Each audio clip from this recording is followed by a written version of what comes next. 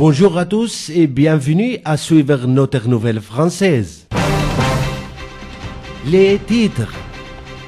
L'armée syrienne tue des dizaines de terroristes en Idlib et sa campagne écoute les mercenaires de Daesh, débarque dans les campagnes de Hama, Homs et de Deir al-Zour.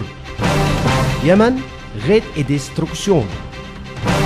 Rouhani, la réussite est venue comme un résultat de la solidarité du peuple et du gouvernement. Les détails. Des unités des forces armées syriennes ont exécuté des opérations très ponctuelles et centrées contre les groupes des organisations terroristes en Idlib et sa campagne. Ces opérations ont causé la mort de dizaines de ses membres avec la destruction de ses outils criminels. Les forces syriennes ont dirigé encore des coups lourds vers les lignes ravitaillement venant du côté de la Turquie. Les bombardements saoudiens se poursuivent sur le Yémen. Riyad veut stopper la progression des chiites Houthis soutenus par l'Iran.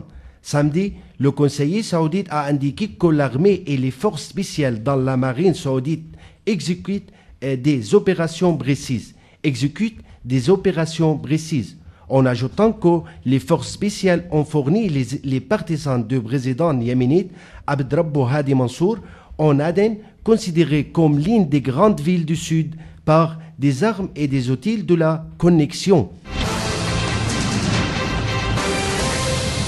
Le président iranien Hassan Rouhani a décrit que les déclarations au niveau international étaient difficiles et complexes et que la réussite de l'équipe iranienne de la négociation devant les représentants des grandes forces internationales 5+1 était consignée par les capacités des négociateurs. Le plus important, comme Rouhani a affirmé, c'est la solidarité entre le peuple et le gouvernement. De son côté, le ministre des Affaires étrangères iranien Mohammad Jawad Zarif a affirmé que toutes les décisions que le Conseil de sécurité liées aux États-Unis concernant le dossier nucléaire iranien sera annulées immédiatement si on est arrivé à un accord final. Zarif a confirmé que l'Iran négocie d'imposition de la force et que l'interdiction n'était pas utile.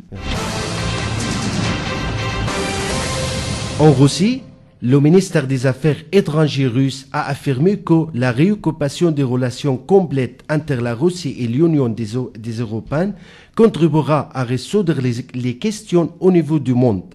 Parmi ces questions se trouve la situation en Syrie, en Libye, en Irak et en Yémen.